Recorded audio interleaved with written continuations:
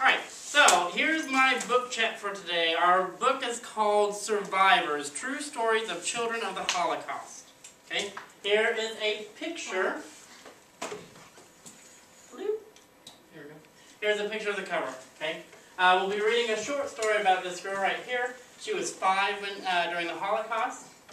What I want you to do on your note card is think about your house. Think about things that you love and cherish that are in your house. And then I want you to make a list of things or people in your house that you could not live without. So everybody do that right now.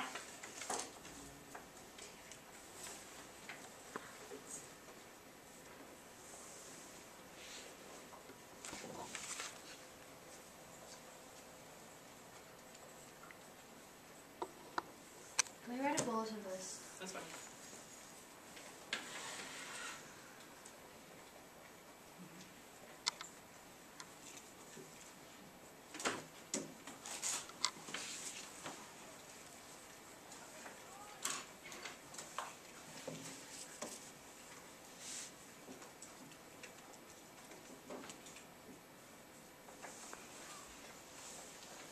Alright, so while you're thinking about that, what I'm going to do is I'm going to read a short excerpt from this book.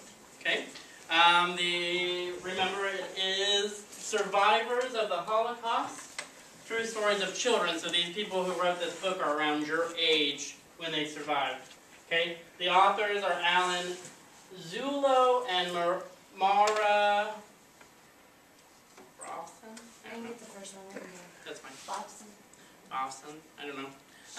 They're either Polish or German name. Okay, so here we go. At home, a few days after the attack on the neighbors, Lucia saw her mother gathering the family valuables. Silver candlesticks and bowls, gold necklaces and bracelets, and gilded picture frames. "Mamusa, what are you doing?" Lucia asked. "All Jewish families have been ordered to turn over their valuables to the Nazis," Barbara explained. "They say it's a contribution, but it's not. If they don't collect enough, they say they'll lock us in the synagogue and set it on fire. Come, help me take these things." Together they carried the family valuables in a small sack to the synagogue and turned them over to the Nazis. Lucia glanced nervously at her mother's left hand. She winced when she saw that her mother had given up her wedding ring. A short while later, a Gestapo officer barged into the Gamzingers' apartment without knocking and barked, "Do you have any gold and silver?" "Of course not," Barbara replied. "We gave it all as our contribution." She said the last word in a very mocking way. The officer glared at Barbara, marched up to Lucia, and thrust his hand into the pockets of her dress. Startled, Lucia stood ramrod straight, too afraid to move, too terrified to ask what he was doing. "Nothing in these pockets," he announced. "I know how clever you Jews can be. It's not unlike you to have hidden jewelry in your daughter's dress when you saw me coming." He sniffed the air. "Smells good. What are you cooking?" Before Barbara could answer, he marched into the kitchen and pointed at the pot of potato soup simmering on the stove.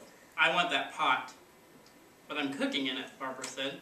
"Not anymore." He poured the soup into the sink. "There, it's empty. Now wash the pot and give it to me."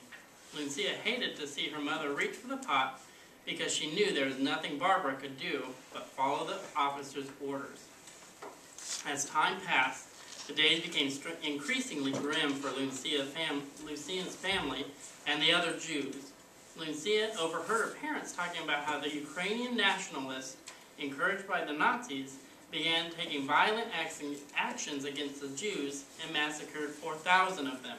A few weeks later, the nationalists capped 2,000 Jews and forced them to march to the Jewish cemetery and shot them.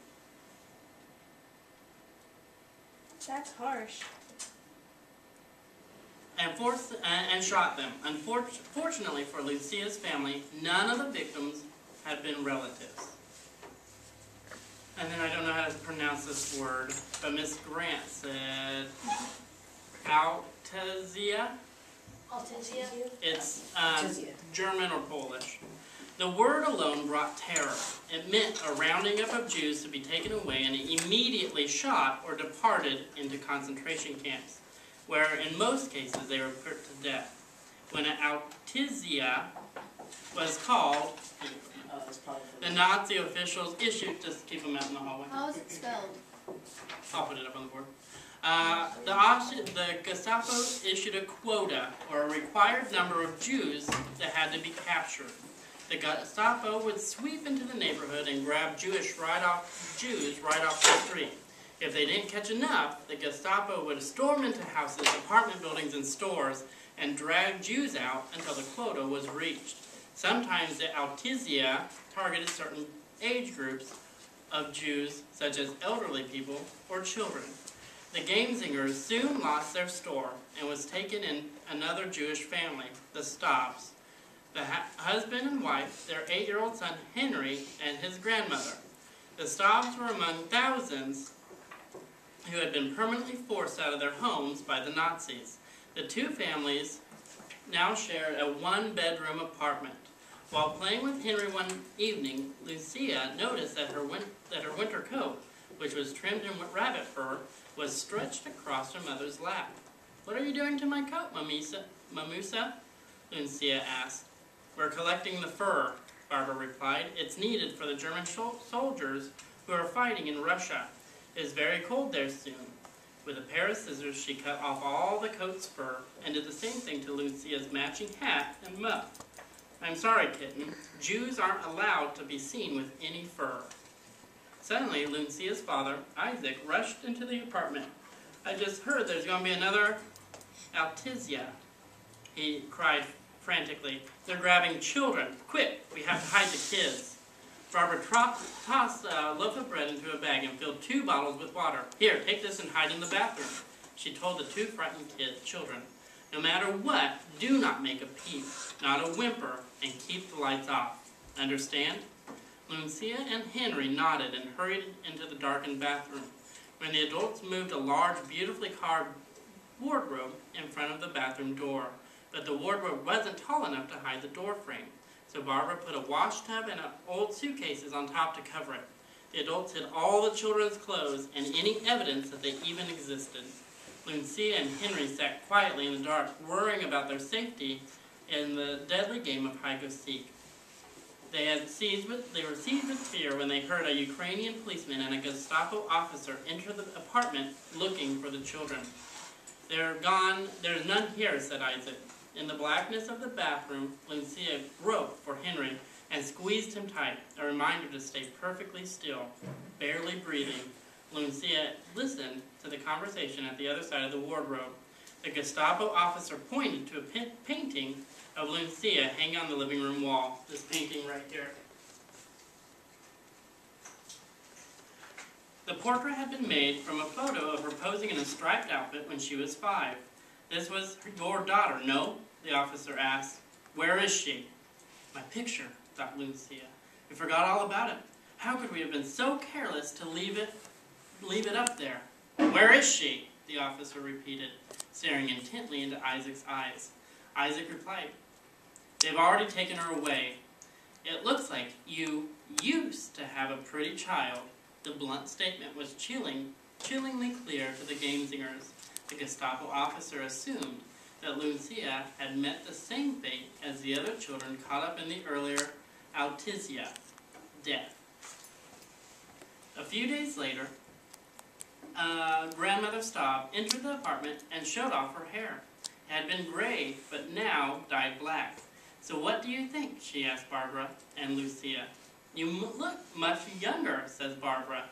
"Do you think I'll pass for 40? Barbara nodded, but not very convincingly. Lucia looked inquisitively at her mother, who whispered, "There's a rumor there's going to be another Actizia for older people only. That's why she wants to look younger." Days later, Lucia wept when she learned that while walking down the street, Mrs. Staub had been taken away by the Gestapo, never to be seen again.